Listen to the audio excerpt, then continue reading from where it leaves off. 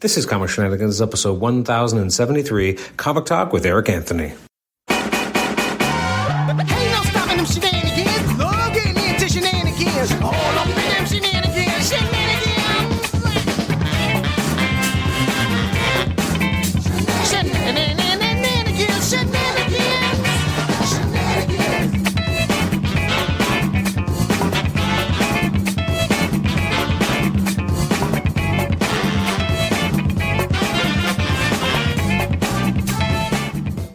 Welcome to the Comic Shenanigans podcast. I'm your host, Adam Chapman. This is episode 1073. It's a Comic Talk episode. This time I'm joined by Eric Anthony of the Omniverse Comics Guide podcast, as well as the Cave of Solitude podcast. He's been on the show many times before. You can actually check the show notes to see his last appearances. It's one of those things where often I would regularly be on his show throughout the year, and for some reason, just kept forgetting to actually have him come on mine, because I felt like, oh, we just had a chat, but it wasn't on the Comic Shenanigans podcast. So Eric is joining me once again to kind of talk about a little bit of kind of end of year kind of stuff. We recorded it in 2024. And actually I believe it's the last episode that'll be coming out in 2024 for the Comic Shenanigans podcast. So please enjoy this conversation with Eric. Again, he is part of the Omniverse Comics Guide podcast. It's a tremendous podcast that he does with his partner Dave Molyneux. I probably butchered the name. And so you should definitely check that out. It's always a pleasure to talk to Eric, and it's also just a pleasure to listen to him, be a fly on the wall for his conversations with Dave. They have a lot of great topics. In this episode, we talked as well about his recent interview with Jeff Johns, which I knew was a big deal for Eric, so we made sure to talk about that. So this was a fun conversation. I hope to have him on more regularly. That's on my end, definitely not on Eric's, because he's always a willing participant and always has great insights and things he wants to talk about. Speaking of things to talk about, so upcoming episodes of the Comic Shenanigans podcast. At this moment, as I record this intro, I only have 2 episodes either in the can or about to record. So likely the next episode will be a conversation with Dan Gavosden of the Amazing Spider Talk podcast. He has not been on the show since episode 1000. For people who are regular listeners of the Amazing Spider Talk podcast, they might also know that Dan has been a regular feature on my Centennial episodes. But because I haven't had one for so long, and I used to do 100 episodes a year, and now I do 50, actually 52. So now that I do a lot less, I haven't had him on a Centennial because I haven't had one since the 1000th episode that would have come out back in 2022, I should say. So it'll be nice to have Dan on the show. We're going to talk about a few issues of Amazing Spider-Man by Tom DeFalco and Steve Skroce, stuff that most people probably have never read. It is available on Marvel Unlimited, although not in any collected format, which is to my eternal chagrin. And then we're also going to have Chaz Bauer on the show, who recently wrote a book called Stanley Lied. Very interesting book, interesting take on, the framing concept is actually a very interesting one. Instead of just kind of, throwing accusations at Stan Lee, it says, okay, open up Origins of Marvel Comics, go through it line by line, let's figure out if Stan Lee lied. And that's actually a very interesting exercise. And I think it does, at times, although the text isn't always impartial, and at times can be a little aggressive, I do think that framing sequence definitely was interesting. Anyways, I will stop, soliloquying about upcoming episodes, but you should definitely download those. Those are going to be a lot of fun to listen to. You can email me at comicshenanigans@gmail.com, rate the show on Apple Podcasts, I guess, these days. You can listen to us on Spotify. Thank you so much for listening, and let's jump right into the conversation with Eric Anthony. Enjoy.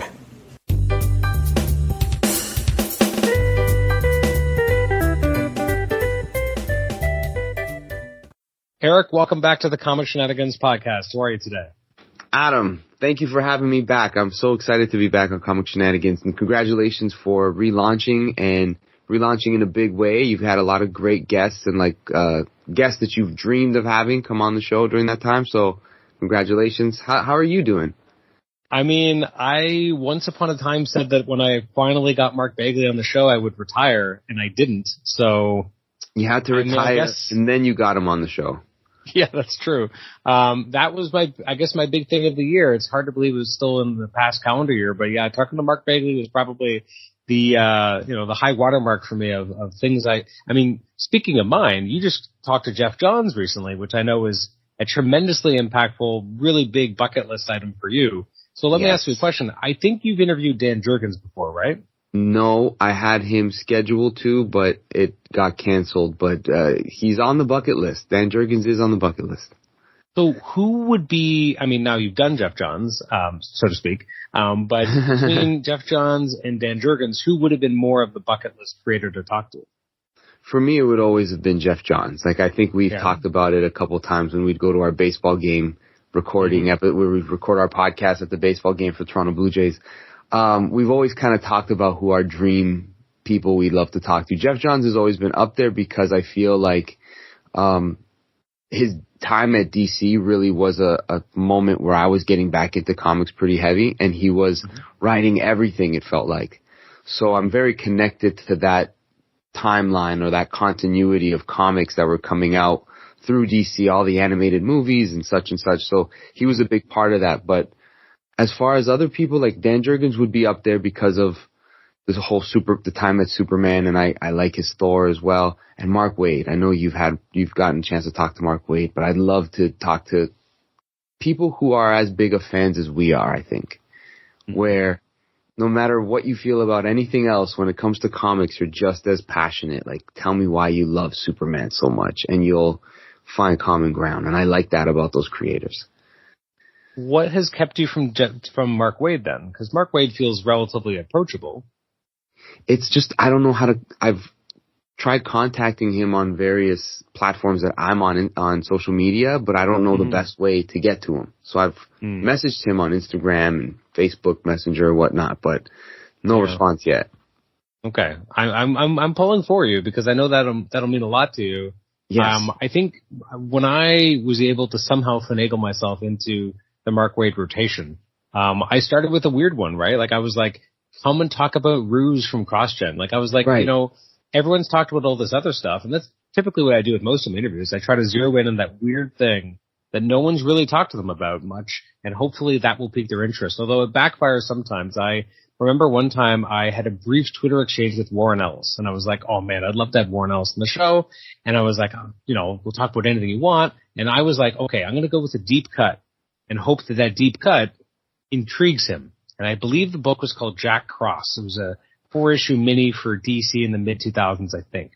And he was like, oh, I don't ever want to talk about that. I'm like, fuck. Like, I was just like, this is the shot, right? I'm like, okay, I'll put something out there that no one's ever talked to him about. Hopefully that would pique his interest. And instead he was like, no, not talking about that. Like, oh man, that was my moment. You know, that was my brief Twitter exchange with this guy who doesn't really do interviews and never really talks to anyone. That one was interesting because I don't think I would have anything to say to Warren Ellis. I think I would just want him to talk, because one of my favorite comic book memories, and I think this is around 2005 or 6, I can't remember exactly.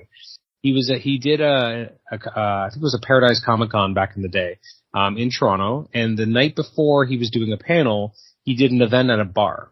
And so it was just like you go and you would just listen to him talk at this bar. And so everyone's having a couple of drinks, and he's just up there, you know, giving kind of a lecture or a talk, whatever you want to call it. And it was one of the most magical moments I remember. And I was probably a little buzzed, and that's probably why as well. But I just remember his words washing over me, and he was talking about the nature of storytelling and what it meant to be a storyteller. And again, it wasn't really about comics, it was just about stories. And I just remember being so transfixed by it. And actually, somewhere online, it's been many years, someone had written down the original, or had a copy of the original speech he was going to read. Now, he ended up ad-libbing parts of it, but part of it was written down and prepared. And so you could actually find this somewhere, and they had like the most of the writing that he had written for this particular speech. But I remember being so moved.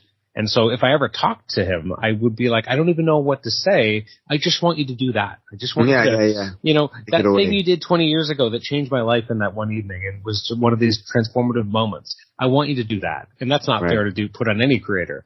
But that's like, I don't even know what I would say to someone like that. I would just want him to talk, because I just would want to be like at his feet listening, you know, like that's just that's kind of how I feel about Mark Waid, to be honest. I would just love him talking. His voice has a very soothing tone. He's really interesting. He's very thoughtful about his words. And he just, as you said, talks with passion. And you just want him to tell you everything about Superman. And I don't even need to say a word. I will just listen. Yeah. You know?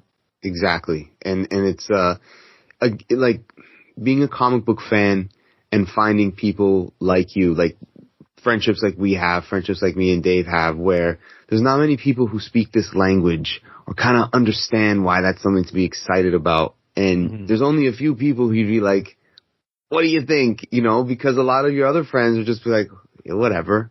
Okay. Like, you're going to actually read it? And it's like, oh, man, you don't, because they look at some of the books we read and they're like, you're going to take forever to read that. And it'll take us like a week if it's an omnibus maybe, right? But we understand like the language of, like you said, the storytelling. It's not just about the fight scene. It's about the relationships, the characterization, the journey that you see these people go through with loss. You know, what happens at the end of a fight? Like, those are the story moments that like the fallout of the event is sometimes more interesting than the actual event sometimes, right? Oh, for sure. So we understand that whole, what Warren Ellis was doing with the magic of storytelling. We get it. He also had a really good story about Alan Moore, which was very funny. But so everyone's got an Alan Moore story. Oh, for sure. So, question for you. So, you go into this interview with Jeff Johns. Okay. And obviously this was a big deal for you. And so going into it, how strict was the timeline? Like, how did you know exactly how much time you had? You had a specific 1 hour window? Exactly 1 hour? Exactly 1 hour. And because it's like, in this regard, it was very professional. The person who helps set everything up is not on the interview with you, but they're, you know, keeping track of it. So you're informed, like, okay, we got to make sure that we're keeping track of everyone's time here, which I appreciate. There's a challenge to it. But, you know, we always try to see, when people say, yeah, I'll give you an hour, we always try to see, like, if they're willing to do an hour 15, that's a good sign. Like, that means we did part of our job to make them want to keep talking. Like, yeah, I'll talk to you for 20 more minutes. Like, I actually like talking to you. But in this case, I had to stick to an hour. And I feel like we could have kept going. I think Jeff would have had a lot more to say. And I had a lot more questions. Yeah. Do you think it made you prepare? Obviously, it would have made you prepare differently because you know there's a heart out. There's so much you want to talk about. So how did you go through the process of really whittling down which were the questions you were going to, because obviously you want it to be free flowing and to a degree. You want it to be able to, you know, pivot and say, oh, you went an interesting way here. I'm going to follow Jeff down this rabbit hole. But at the same time, you have ground you want to cover as well. So how much of a process was that for you to kind of look at that? And like, did you really take notes and write it down and like kind of look at the different things you wanted to go through, or how did you approach that process? Yeah, I think when you have a timeline, you want to make sure that you handle the business that they're involved in at the moment, because they're not that he needs my help selling any books. They're doing just fine with that. But it's for a person who may or may not be buying those books, is it worth checking out? And, you know, I remember listening to a lot of podcasts that maybe nobody else listened to, but I was like a religious listener of those shows. The Comic Shenanigans, I'd tune into interviews. So it was like part of my weekly routine. And some of those episodes made me go and buy people's books, even if it was like a recollected version of it. I would want to read it now because I kind of like the creator. So you want to always spotlight what they're working on, because that's the most important. They always say, like, that's my favorite thing to talk about. It's like, okay, so you want to get them in a good mood. But again, there's so much ground to cover with somebody like Jeff Johns, who's kind of done definitive runs on pretty iconic characters. And so, and he kind of took it away from me. Some of the questions I had to ask him, he kind of just answered them himself. I would have wanted to get into more like, didn't want to fan out too much, but I kind of wanted for him to fan out a bit. So I wanted to ask him fan related questions like, okay, if you're my favorite writer, who's in your group of favorite writers? And like, why is that guy so influential to you? You often talk about like James Robinson, like what's so special to you about it? Like getting to those type of personal aspects. But hopefully we get him on again, because I got all kinds of like what I learned about from talking to him was it's more about just the story. Let me give you a theme and follow a character. We'll figure everything else out on the way. Whereas I would think to myself, like, he's got a whole plan, like a mythology he's tapping into, and maybe not so much. That was cool. I guess it's more like jazz, right? Like you just kind of plucks it from the air. It seems like that to us, mere mortals. But to him, it is something different. Yeah, it must be. And I think Mark Waid said the same thing, where he kind of writes himself into a corner and has to figure it out. Like, how do I get myself out of this thing? And that's how you come up with something creative, is actually, stumping yourself to an extent. So maybe that's what they do, and they just figure it out as they go. I don't know. Yeah. Unless you're Jamin de Mateus, and then the character just tells you what comes next. He's fascinating because he's very much into a story, but it's almost more of like a myth. He'll say like, I don't know how I'm going to get myself out of this, but I know it'll present itself. So he'll be doing something else in the or he'll have a dream. It'll come to him in a dream, and he'll be like, that's the movie, or like, that's the movie of the comic, or like, that's what's going to happen. And it sounds, if it was anyone but JMD, it would sound hokey, but when you hear him say it, you believe it. Like, it's one of those things where his voice carries with it an authenticity and a genuine nature that if you were reading a transcript of what he says, you'd be like, oh, come on. But when you hear JMD talk about how, his characters talk to him and they tell him where the story has to go, and that he doesn't even realize something's happening until the character has presented it to him, and then that's the path they go, you believe it because he's tapping into something that's different. Yeah, he sounds like that wise wizard that you kind of trust. Not the one that's like what side is he on? Like, this one is like Gandalf White, you'll follow him. Like, I believe you. But he's very benevolent. Yes, there's something, you're right, exactly.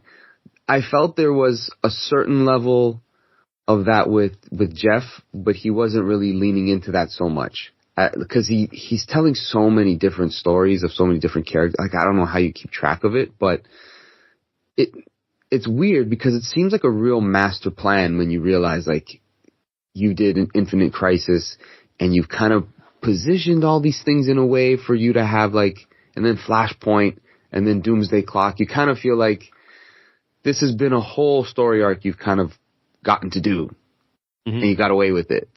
But you really make it up as you go along, and it's kind of cool when you see it that you find a way to make it work itself out. Like, I don't know, I find there's a magic to that. It's hard to explain. So, I mean, I feel like I'm leading the witness here, but was Jeff Johns your favorite podcast of the year that you recorded?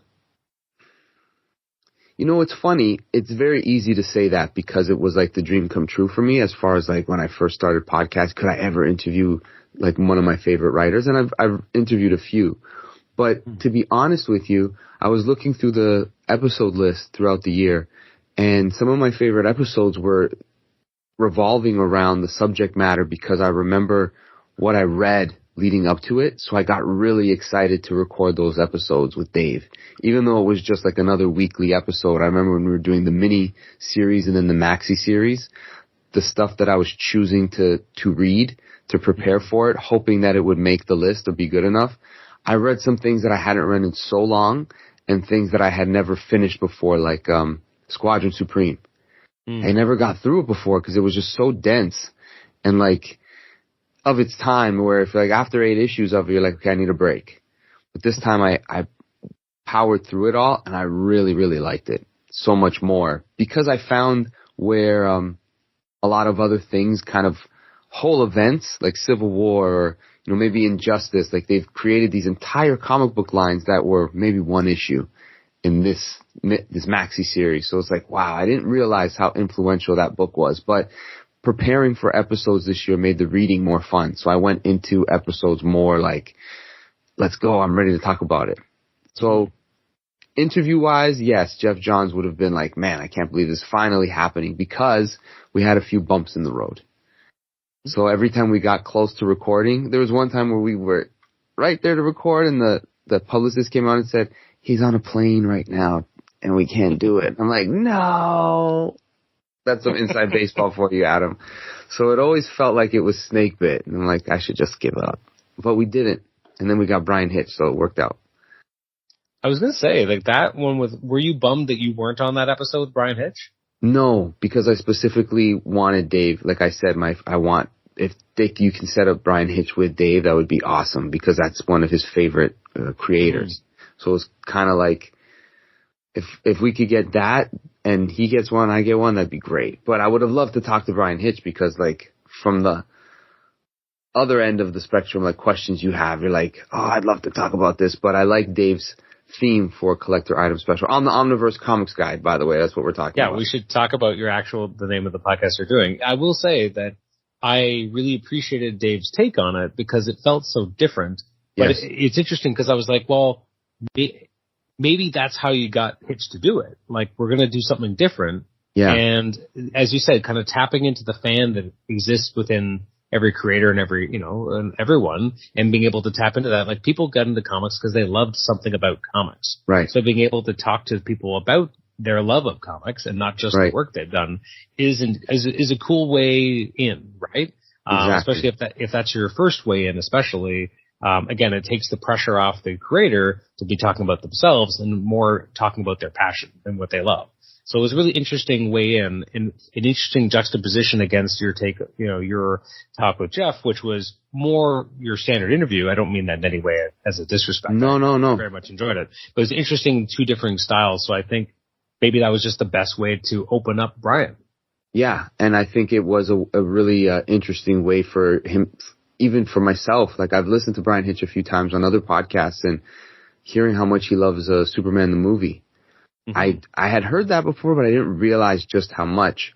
And it was a cool theme through both episodes that was one thing that was linked, was this love of that Donner Superman movie, which I think is I don't know, as time goes on, it becomes more and more of like a touchstone within like the comic book community of what like that movie represents. Mm-hmm. So yeah, it's almost perfection. We've talked about that before. That's okay. It's interesting. I haven't watched it with my son yet. He's seen Man of Steel, which is not a great Superman movie. It's okay. It's not. Okay. It has its flaws. It has some really good things. I do want to show it to him. I do feel like there's a point at which if I wait too long, he may just not vibe with it because he'll be past the sweet spot of like this, friendly neighborhood Superman, for lack of a better word. But there's just something about it. But yeah, there's this. I think you're right though. I think there's a point at which people are like, oh, he's hokey. And then once you get a little bit older, you're like, no, there's something really charming about Chris Reeve's Superman. Like, we didn't grow up on it in the same way as these people who saw it when it was first coming out, right? Obviously. But it's an interesting, yeah, you're right. It's such a touchstone for so many creators, as to, this perfection, this great personification of Superman that can't really be beat. And we'll see if next year's Superman can hold a candle to that. I think there's a lot of people hoping that it will, because finally it feels like Superman will be hopeful again in a movie and not something different. Yeah. I mean, there's no question that they can make a great Superman movie if they, if you want to.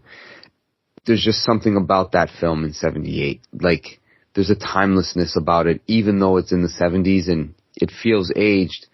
Mm-hmm. There's just something about it. And I think it's encapsulated in that moment where he goes from Clark Kent to Superman to Clark Kent.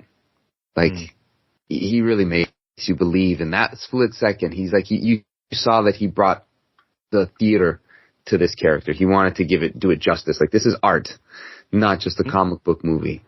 And as it ages, you start to kind of see like, wow, they really did something special at a time where, like even Star Wars, at a time where there was no way to really capture that feeling of a huge ship in space. Like, none of it makes sense, but you found a way to do it. Like, wow, there's something magical about the tactileness of like, that was really hard to do it, but you made it believable for a second. Yeah, no, you're right. That it, well, again, the idea that it made people believe that this could be a thing, and at a time when, people still thought of comic books as the Adam West show. Like, the Adam West show was damaging in some ways. It made Batman popular, but not necessarily for the right reasons at times. Like Michael Uslan's kind of my favorite for, someone who loved Batman, was excited that Batman was going to get a TV show, saw Batman the TV show and was horrified by what had happened. But that that horrified feeling is what eventually led him to get the rights to create Batman movies, and eventually gets us the 1989 movie, because Uslan really believed on the Dark Knight. Like, it's not Adam West. We got to fix this. So it's just interesting how that kind of progresses around. It's interesting when you talk about, some of the fact that some of those podcasts you did where it was the reading behind it that actually ended up making it some of the more memorable ones. It did make me think that there was one episode. So I've been trying to do book of the month clubs that me and my brother-in-law and my best friend, we basically are reading the Clone Saga right now. So we're just like, oh, we'll just put episodes up where we talk about it. But there's sometimes, some things happen and we can't do an episode. So there was one week where I told my wife, like, I don't have an episode. They had to reschedule. Can you do a book of the month club? She's like, sure. And she's like, well, what am I reading? And so I gave her two options. And I think one was like more, a little bit more new reader friendly in some ways, but very like kind of looked very fun. I think it was like, I don't know if it was mini Marvels, but something of that type of style. And the other book was Pedro and Me, which is a very sobering but fantastic book by Jed Winnick, all about his time on The Real World with Pedro Zamora, who was an AIDS activist who then died of AIDS in the early 90s, right after Real World San Francisco. So she picked that one. And so she read this book that she probably would never have read otherwise, and we had a really good conversation. And I had talked to Jed Winnick many times over the years, but it was really interesting to have her read this book, and she doesn't read a lot of comics, and it was a really affecting graphic novel, and she read it in like an afternoon because we had to record, but that was a lot of fun because I got to experience it again through her eyes, right. What she felt of the story as someone who's not a comic reader, doesn't really read many things in that medium, so it was really interesting. So that was probably one of my favorite kind of experiences because we don't do a lot of that generally with her, and so that was nice to kind of see what she thought of it. Now, interview-wise, it's probably Mark Bagley, although I will say anytime Ron Friends comes on the show is so much fun because it's just talking to, my best friend calls him my comics daddy, but like he's just such a friendly, wonderful person. He's a great artist, great storyteller, both artistically and also just telling stories about the stuff he's worked on. But he's been nothing but generous with me. I've talked to him, I think, 14 or 15 times on the podcast. I've met him in person. I was able to go to his studio a couple of years ago, took him to lunch. So it's just been a tremendous, amazing friendship. And like, to the point where he's like, Adam, you can just call me. It's okay. Like, I'm just like friends with Ron Friends, which is a fun thing to say out loud. So every time I have him on the show, it's just, I have to pinch myself because I'm like, I'm just friends with Ron Friends. We're just going to chat about some of the stuff he's done. He's going to tell me some cool stories, and then 2 hours are going to go by and it's going to be like nothing's happened. Like it's going to go by that fast. So that's probably, Mark Bagley was so exciting and so thrilling because I'd wanted to talk to him for so many years, and I got to talk to him twice. And I think we spent probably 3 or 4 hours talking to each other. But Ron Friends, every time I get him on the show, I'm just so excited. Yeah, no, you guys have a great rapport as well because it does feel like old friends talking now. And, that would be a really cool segment just to have on as a regular. I'm sure he would be down for it because you guys have like a natural thing to just shoot the shit, if you will, right? It isn't just an interview back and forth. Now he'll give you details about, let me tell you what, for this issue, some like real inside baseball, which that's the fun stuff, right? When you can see that a person is really giving you the goods because they're comfortable talking to that interviewer. So yeah, it's great.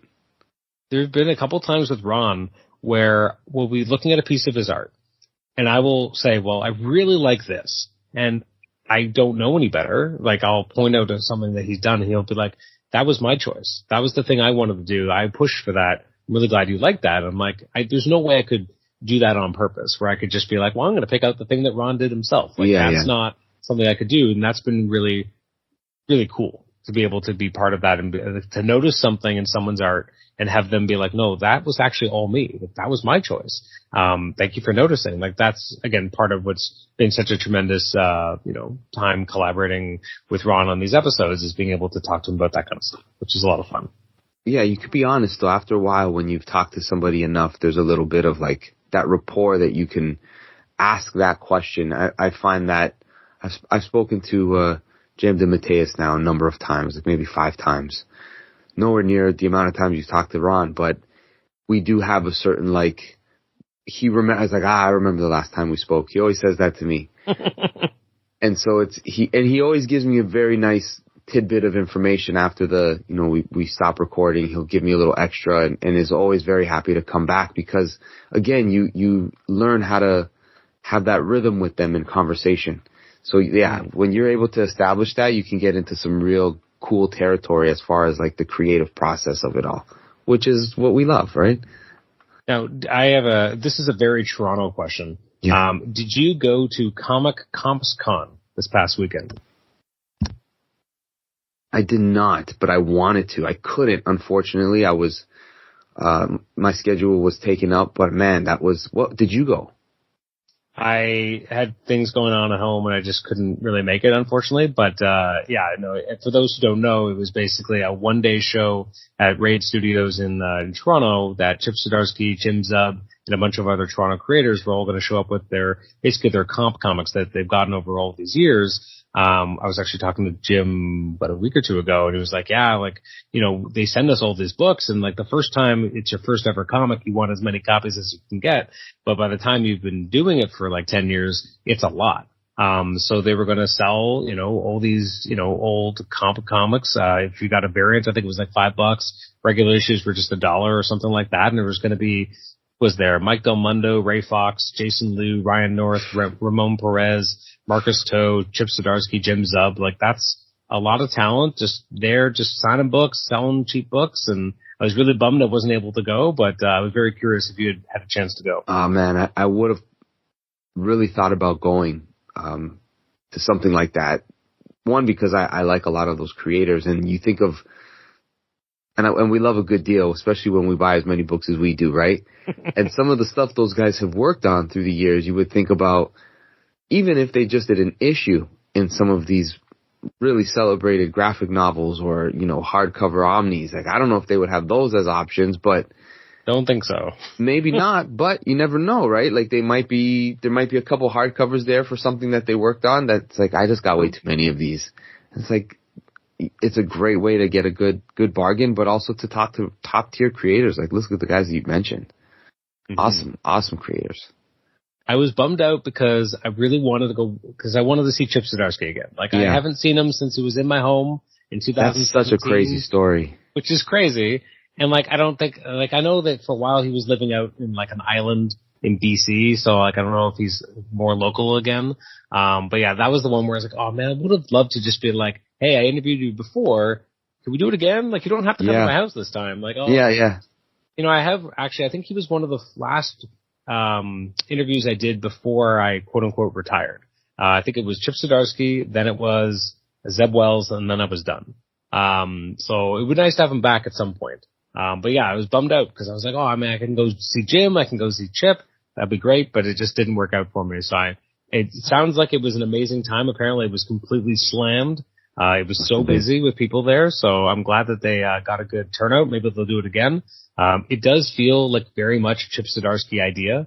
They're like, hey, I got all these extra comics. Let's sell them. Let's do it. Like, it does feel like he is probably one of the most unique, comic book, creator personas that exists in comics. Like, he has a very unique, persona in terms of like the newsletter he puts out. He has that free, little thing that free, Jim Zub thing that he now puts out. Not Jim Zub, sorry. Chip Zdarsky thing he puts out. Like, I don't think anyone is as unique a personality in comics these days as Chip Zdarsky. Yeah, and you don't really see him you don't see him at any shows.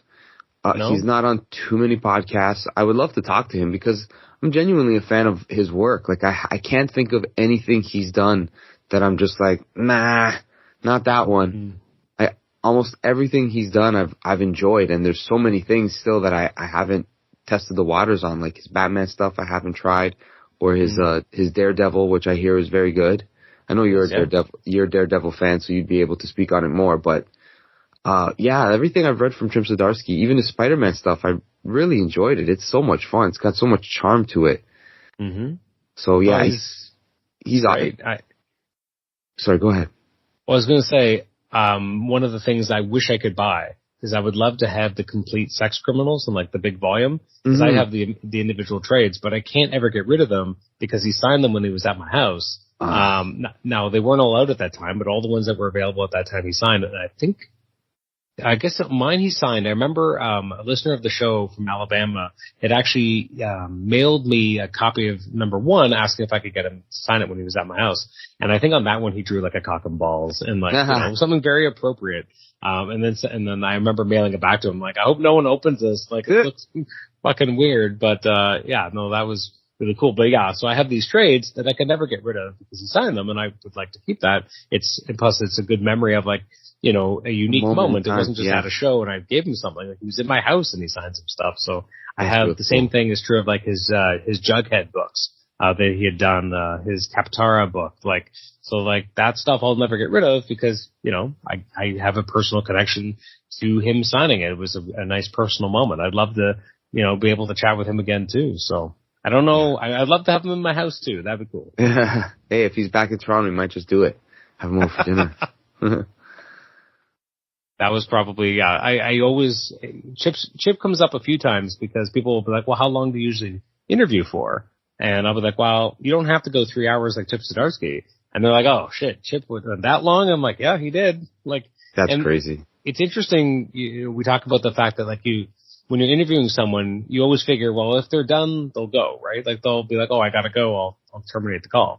He was in my house. I'm like, at some point he's going to get up to leave.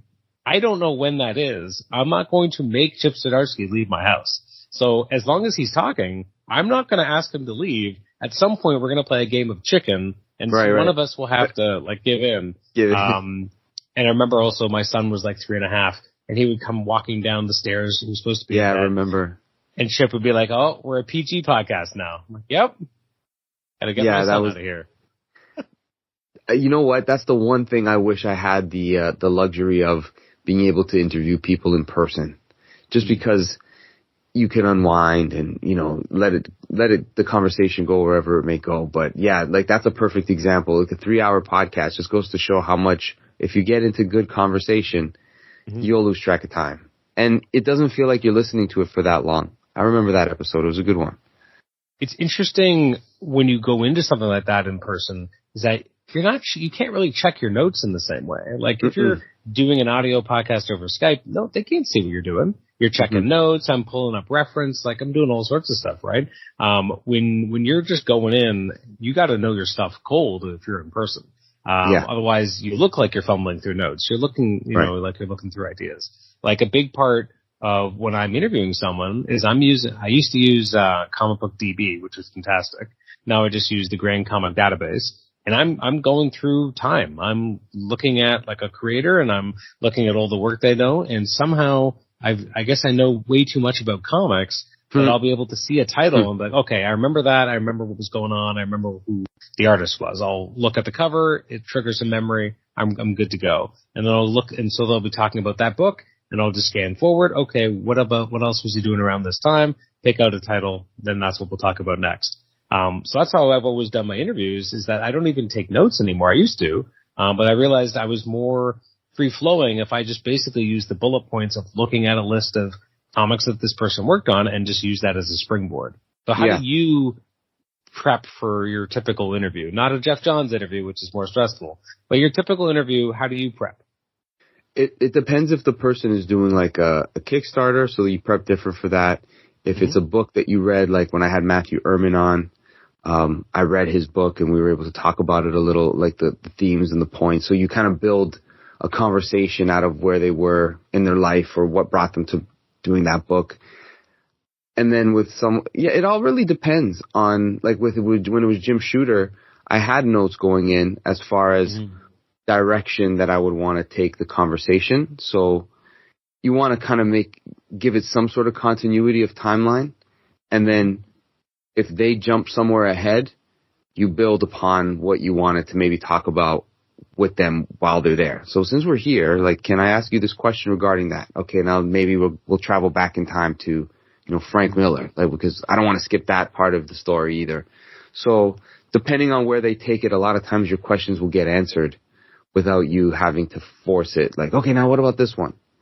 So I'll have points that I kind of want to cover. And if they speak about it, I'll take it off my list so that I don't confuse myself to be like, oh, I'm going to ask that question when I want to go somewhere else. It's not a distraction. Did you find the specter of Jim Shooter to be intimidating to prep for just because he does have such a very, his footprint in comics is not small and he's a very big figure and we know that he has a big personality and he's been instrumental but also divisive. So was that tough to prep for in terms of Like, did you feel intimidated by him going in? A little bit, because you want to. I never want to speak to somebody just for the sake of a name. So I genuinely would want to talk. There's certain people, like if I have them, I've genuinely wanted to speak to them. So I want that to come across, but I also don't want to be afraid to ask questions because like I don't want to offend you, but I also don't want to offend you. Right? So as whatever you can do to try to get people to open up and talk, like somebody like him, there is a certain, you're right, you can get intimidated, but you also have to realize like you said, they're divisive. So, you know that about yourself as well. So let's just have an honest conversation about all the cool things that you've worked on, and let's focus on that instead of trying to get into controversy. Unless he goes there and it's like, okay, you take it away. But I don't want to be controversial on purpose. I felt that way too when I had Chuck Austin on, because I was like, how do I do this? Because he knows that some people really don't like his writing. And it was interesting going into it because I felt like I had to have a frank reevaluation with myself of my thoughts of his work were mostly colored as a much younger person who was probably less tolerant and understanding of things, feeling about that work. And what I realized when I went back and read a lot of Chuck Austin's X-Men work and his Action Comics work is that I think, especially with the X-Men work, I think I was responding more to the artwork itself than necessarily the story behind it. And so it was interesting for me to be able to understand that. But then going into talking with him, I remember at times having to be like, well, how do I ask this in a way that isn't a dick question? Because I have honest questions and curiosity about, how someone deals with something that is not well received. And obviously, there's a lot of vitriol that kind of caused him to exit the industry for a long time before he came back with creator-owned projects that have been very good. So that was probably not my toughest interview, but definitely one where I put a lot more thought into how do I navigate this and what's he going to be like about it? Now, he was pretty cool about it and very understanding, but it is an interesting avenue when you're talking about to someone that has been involved in something that a lot of people seem to not like. And you have to be respectful of them as a creator. Yeah. Yeah. You can't, we both know. I mean, it's strange because I don't hate his Action Comic stuff. I read those just because a friend said, hey, this was a cool story. And I picked them up at, I remember, 1 Million Comics in Toronto when they were still on Blu-ray there. And I just enjoyed the story for the fact that it was a Superman story with Gog from Kingdom Come. But looking back, I'm like, okay, maybe I can see where this is kind of off character a little bit, but it's Ivan Reis artwork in it. So that makes it tolerable. But again, you're right. Sometimes your opinion on stuff can be definitely painted by what other people are saying about it as well. Yeah. And I do think one really good positive for me of doing the podcast is talking to creators. I think my tolerance for what I may have thought of the work has changed. I think in general, in the last 20 years since I started reviewing comics back in the early 2000s, the biggest thing that I learned, which was important, which I think a lot of people have to learn, is that a book can be good, but not for you. It doesn't mean it's a bad book. It's just a book that's not for you. And I've been able to understand that better now. Like Ultimate X-Men is a good example of a book by Peach Momoko that I do not enjoy. I don't find it's for me, but that doesn't mean it's not good. But if I had been 25 years ago, I might have said it was a bad book.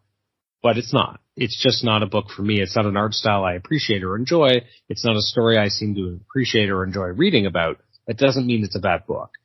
So I think that was an important thing for me to be able to understand as a critic or as someone who is trying to understand about these things. And then talking to creators, you really get a good sense of like, well, no one goes into this thinking it's going to be bad. It just may not end up gelling or may not end up working, but everyone wants to tell a good story. They want to do good art for the most part. There are other people where maybe it was just a paycheck. Maybe it was just something between other gigs that they were more passionate about. But generally speaking, they do want to do good work, if for no other reason as if they don't do good work, they won't get more work. So they have to put out something that's enjoyable. So I guess those have been the biggest takeaways for me as someone who's interacted in the critic/podcasting space as to what I can learn about myself as a reader and how I come to the work. Yeah, I found I found that to be one of the things that's refreshing when, like, doing the podcast with Dave, is that we like a lot of the same things, and then there's certain things that I love that a lot of people are big on that he just does not get. But I think that's important to have, like, you got your series that, you know, it's critically acclaimed across the board, but then you'll have, you know, that one bad review, 2 out of 10, 4 out of 10. You're like, why would, 4 people give it this high grade and you got these 2 that shit on it? But if it's written in a way where you can tell that they're making some valid points from their critical eye, like you said, they've expressed, like, this isn't a book for me. But you might follow that critic and you'd be like, what he likes in these other departments are more up my taste. So it allows you to trust even, like, certain critiques on things. Doesn't mean something's bad. It just helps you understand what it is you're getting yourself into. And I think that's necessary to have those varying perspectives. Because we can fall for just, you know, that everyone loves this book. This book is the one to read. This book, and it's like, but not for me. Doesn't mean everyone's wrong about that. Like, Saga's great, but I never just got into it. It's not for me. Saga never got you, eh? It might if I try again, but my first time around, I'm just like, I don't think this is for me. But it might, because I like Brian K. Vaughan. Mm-hmm. So, nothing against his stuff. I love his stuff. So, big picture things. This will be more quick hits, and these are some of the actual prepared things I had asked you about, because I've talked about very few of them, if any of them. This year did see the launch, or the first release of the Superman Triangle Years Omnibus. Yes. Which is a big deal for a lot of people. And I actually, to be honest, I'm surprised they went with Omnibus. I kind of figured it would eventually be like soft covers that they would put out a bunch and then give up on, because that's the DC way. But they did an Omnibus instead. I'm guessing you're all in on this. Do you think that they'll be able to follow through?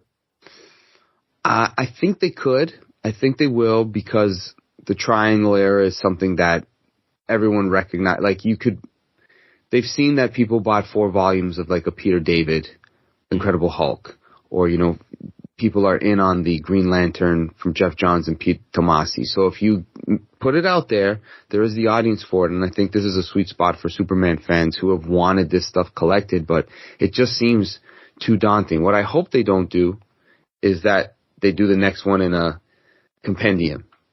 I think they should have done them all compendium style. That would have made more sense. Like, I would have believed it. But they want more money. They do. And I don't blame them for doing omnibus, because I love the omnibus format, but I would almost feel like they're going to stick to it if they do a compendium style. I'm not sure why, because maybe the price point, more people would buy into it. Mm-hmm. But again, it's a daunting task, because where do you stop? Like, I'm not going to buy all of the Triangle era all the way through. I'll have a point where I'm like, this is where I'm good with the Omnis. You have a moment? I think after... Maybe the limit would be the wedding, or maybe like after the death and return of Superman. That would be a good pocket of time. Yeah, because the stuff after that becomes very, not that it isn't good, it's just, I'm not as connected to it where I want it in the most deluxe format to have. I could have those, let's say, digitally, and I would read them, be happy with it. True. I think there is something special about having it all collected in an easy-to-read format. Where, and again, if Omnibus was your only way, because I think so much of the Superman especially the late 90s especially, it was very serialized across all 4, right? Like, even more so than at the beginning. At the beginning of the Triangle era, you had running subplots between, but it wasn't, the A story wasn't necessarily linking all between them. You had the B stories and the other things kind of making the world feel lived in, whereas later on, you had A stories going, flowing back and forth, especially I'm thinking during the Electric Blue Superman era, there was a lot of that. And so I think that one actually would benefit from having this all collected in one spot, so you could actually experience it all at once in a way that the other ones, it's helpful, but not even as necessary as it would become later. I think they'll release those as Electric Blue Superman Omnibus. I don't know if they'll put them in the Triangle era. I don't know why. You don't think so? I don't know if they'll go 10 volumes of, I feel like they're going to do 10 volumes of Triangle era Omnis if they go that much, like to 97, 98. I don't know when it changed over to the Jeff Loeb and Joe Casey era of Superman. I mean, they kept the triangle to I think 2000 or 2001. Like it went pretty deep. Yeah, that's a lot. That's a whole. I don't know if they'll be that committed. I don't think they'll go through it that way.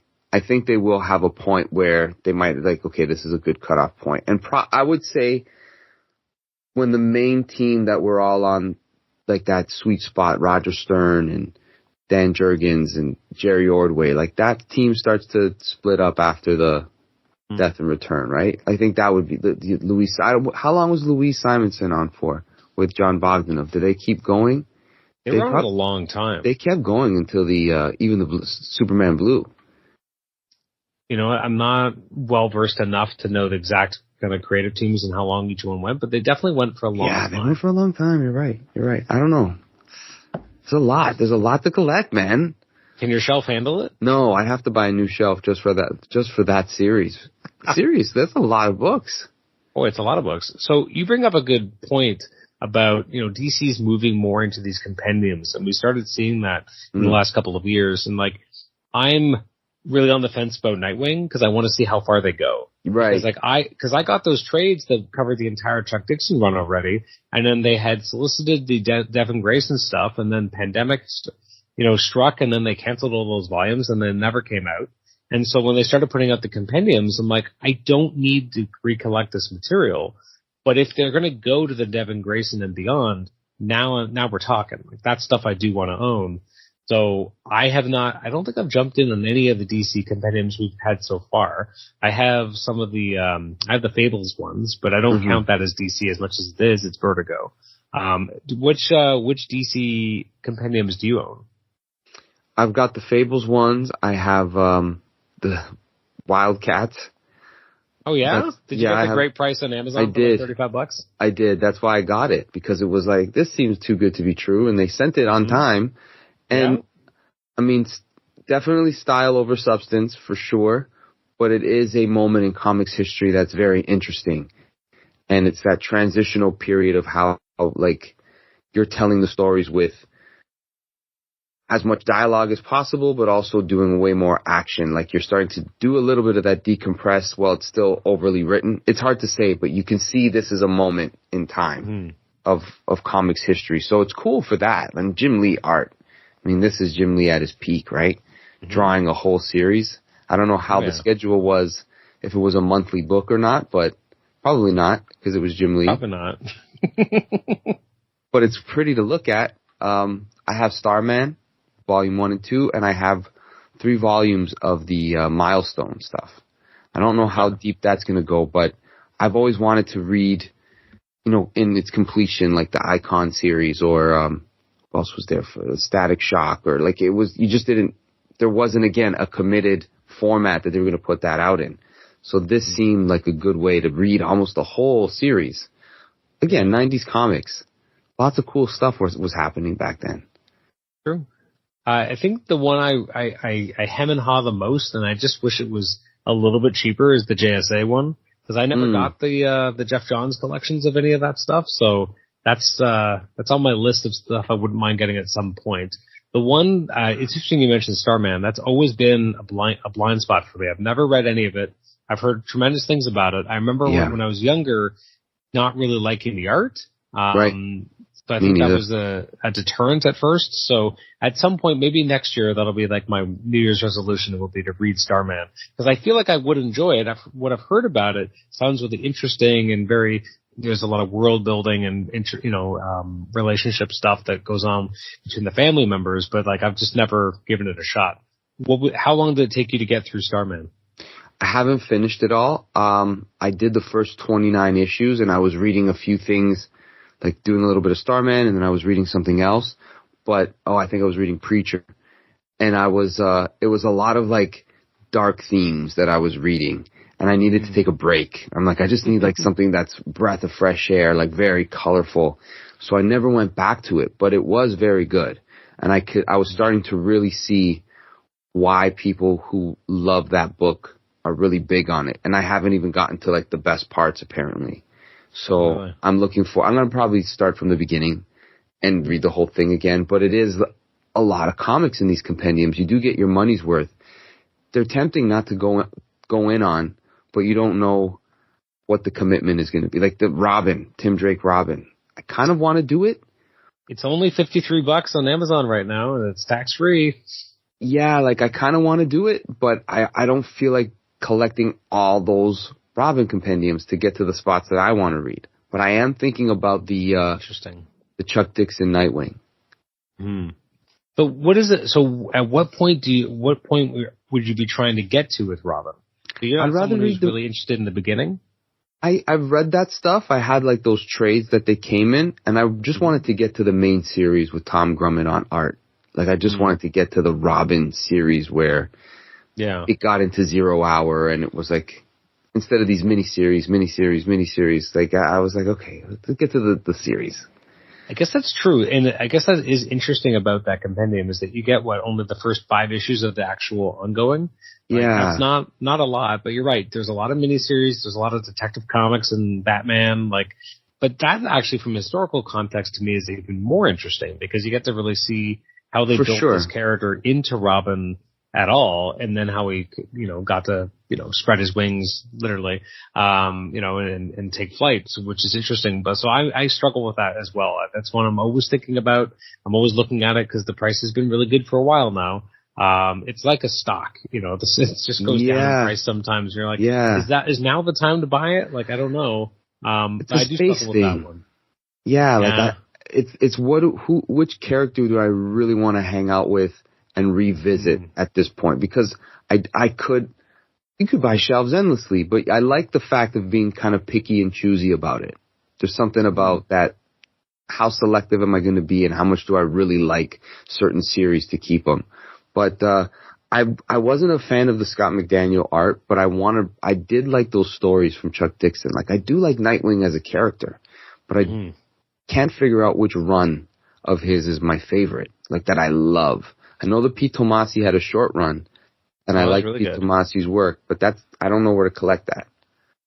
They should come out with that. I have that. I don't know where that's been most recently collected, but DC kind of is a little hard sometimes to pin down on where they collect and how they collect. Like Marvel at one point was just like, we'll collect everything, and DC was like, we're a little bit more selective, but you won't know until it's too late.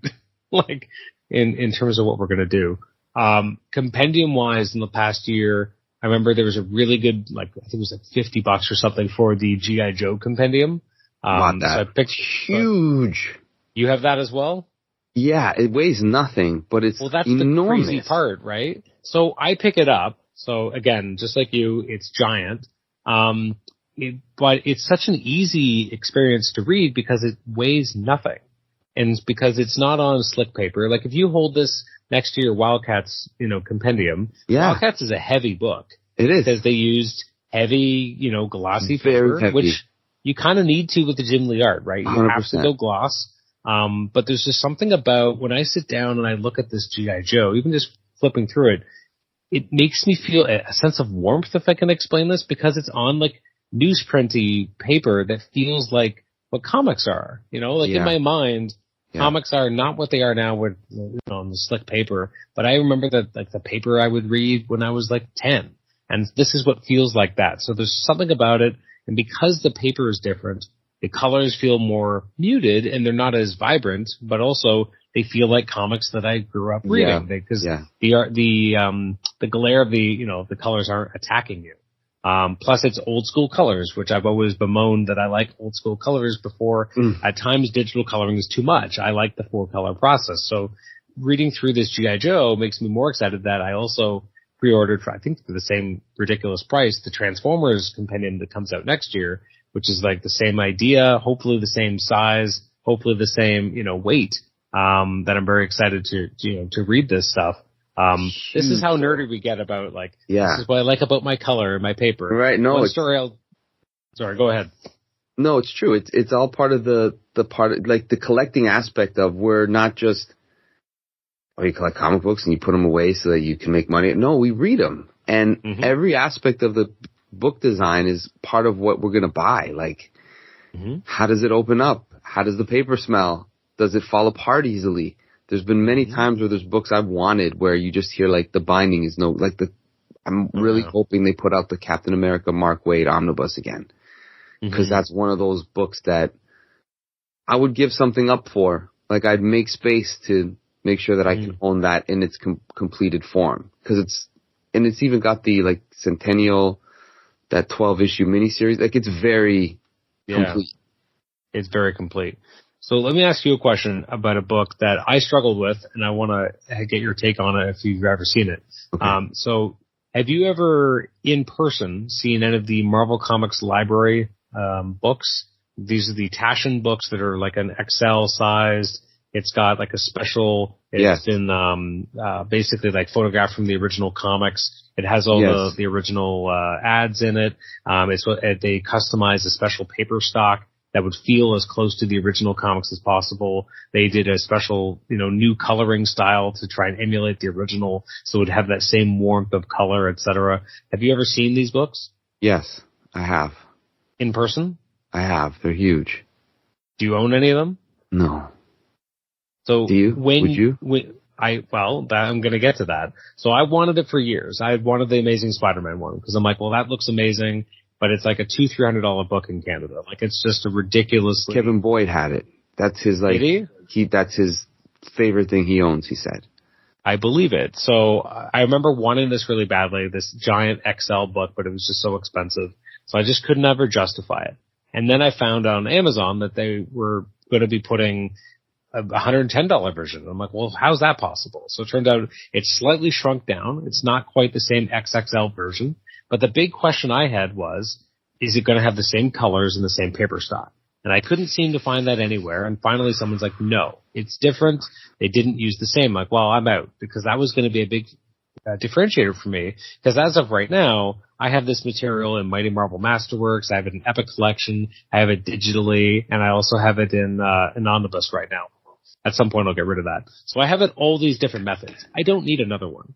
So I'm at BMV. We love BMV, and I see BMV. Up on this high shelf this cardboard box, and I'm like, can I see that? So he brings it down. He's like, well, it's used. And I'm like, what do you mean? And he's like, well, the box has been opened, but like the book looks like it's been untouched. I'm like, all right. So I look at the price, $150. I'm like, all right, well, now we're talking, because that's like half off basically. So and he's like, take a look at it. I'm like, I'm allowed? That's okay? He's like, yeah. So he has it on the shelf, on the counter, and he opens it up for me. And I just go put my hand out just to touch the page, right? And the minute my fingers touch the page, I'm like, I'm in. Like, it's done. Like, I have to buy this. Because it was just such a warmth, such a feeling. Like, I've read a lot of comics and I've read a lot of stuff reprinted, but this just felt like magic. And so I brought it home and I opened it up and I put it on my dining room table, because you can't read this on your lap. That's not an option for this book. You have to have it in front of you on the surface. So I have it on the surface and I'm just thumbing through it, and this book is just gorgeous. And I will not pay the $250 aid for the volume 2. I will just pray for it someday it's showing up on B&B like this. But it was like one of my favorite things I own, just like Kevin Boyd. Like, it is the way I want to experience these comics. Wow. That's cool. Yeah, I've never gotten, there's only one Absolute that I own, and it isn't even because it's like, it's the only one I would get in that format. It was just a good deal. So I'm like, yeah, I'll get that, because it's Hush. I'll bury the lead. There's no secret to it. There's nothing. It's a good one. Yeah, it is a good one. And it was, again, BMV, really good deal. I've always wanted it collected in one hardcover format, and I've never really liked what they put out there as the options. So I said, this is a really cool way to look at this artwork, because again, that's a book to really gaze at the art and look at all the details and the little stuff that Jim Lee put in there. So that's the one that I have, but I've never been, there's not too many things that I have in that deluxe format. Cause again, it's like, where do I store it? I still don't know. I don't really have an answer. Like, it's still in the box. Like, I have to take it out of the box. In the box, at least allows me to manipulate where I put it in a way where if it was just the box, the book, I would be able to. Now, next year is a book coming out that I'm so excited it's being reprinted, because I have a copy and one of my fucking cats started gnawing its teeth on the corner of it. And it's Wednesday Comics, which is, that's right. You love that. I love that book, and there's just something special about that, and being able to have it out in front of you and see these giant pages. And so I have this, this copy that makes me sad to look at. So I'll finally be able to buy a new one, where I'm very excited about that because it's a very hard book to get a hold of now. A book that I have a few absolutes, but one of the ones I have is Killing Joke, which is really interesting because you have the original version and then you have the recolored version by Boland, and I much prefer the original. I do not like the recoloring at all. Even though it's him and trying to be true to what he wants, I think the original is better. And the last book I'll talk about is a book that I would love, but I just don't have the money to spend on it right now, I have the money. I can't justify the money. Is the artist edition for Batman Year One, because it looks absolutely beautiful. I've heard so many good things about it, and there's a lot of process work in there. I just can't do it, but I want the artist edition of that at some point. Yeah, it's a tough hobby, man, because it seems like they're going to print everything you've ever wanted at some point. It'll come out. So now it's just a matter of how do you feel like reading it, because even the Superman City of Tomorrow is coming out in compendium. Yeah. I have the first 2 volumes. You're not going to continue that, I guess. Thanks a lot. Thankfully, I bought them at BMV used, so I didn't spend a fortune. But yeah, it's, again, part of the hobby, rebuying stuff that you always had, but it's just a better way to read it. So in the past year, I bought Spider-Girl Epic Collection Volume 1. I have complete collection of Spider-Girl 1, 2, 3, 4. Me but too. I'm like, but then they announced, we're going to do Epic Collection Volume 5. I'm like, fuck. Like, I can't have 4 complete collections and then the 5th epic right after it. Like, my OCD, my comic collecting mentality will not allow that. So now I'm going to be filling those in. Last week, on the Near Mint Condition podcast, they announced some of the epics that are coming out late next year. And they had recently, like this year, early next year, they're putting out Spider-Man Modern Era Epic Collection. It's starting with the JMS stuff. I'm like, fuck, I already have this in the JMS books. But I'm an Epic guy, and I want to have it. And I'm like, well, over time, I'll eventually replace it. It won't be the end of the world. Anyways, one of the books that they announced was Modern Era Epic Collection, I think, Volume 14. I'm like, fuck. And it's like big time. And I'm like, I don't need this. I already have big time and fat collections. But again, I like the idea of eventually having a full library. And so I'm a big old sucker, like there's classic Bugs Bunny cartoons of Elmer Fudd chasing him and going over a cliff, and then he just turns into like a sucker. That's me every time. They keep getting me because I want a complete epic collection, of Spider-Man. And I just thought at some point they would stop and I would have all these other trades and I don't need them. But at the same point, that's me with Omnis. There's some stuff where it's like, you already have that. You already collected it. You don't need to get in, but it's like, might as well. It's a good price. The Avengers, Kurt Busiek. I just need the volume 2 now. I think it's on sale. But I have the first Omni because I really like the contents in it. Like, I love every issue of that. But I've got the 5 complete collections, or all whatever they call them. I don't want to part with those either because, again, depending on how I want to read it, if I take it away on a trip, I don't need my omnibus, right? It's really bad. It's first world problems. 100%. Yeah. We comic fans are, we're a cowardly and superstitious lot. Yeah, that's right. Well, Eric, thank you so much for coming back to the podcast, and I promise to not wait this many years to have you back. It was a lot of fun to chat about the super niche things in our hobby that we enjoy. So, again, thank you so much for joining me, and we'll make sure to have you on before too late. Thank you, sir. Thank you. Always appreciate it. And don't forget, omniversecomics.guide. That's where you can find all of our podcasts on other side of the Comic Shenanigans. We're podcast pals. We always shout each other out. But yes, visit us at omniversecomics.guide. I think that's my favorite now, podcast pals. Right? Why not? Love it. Pals. Thank you so much, Eric. Take care, Adam.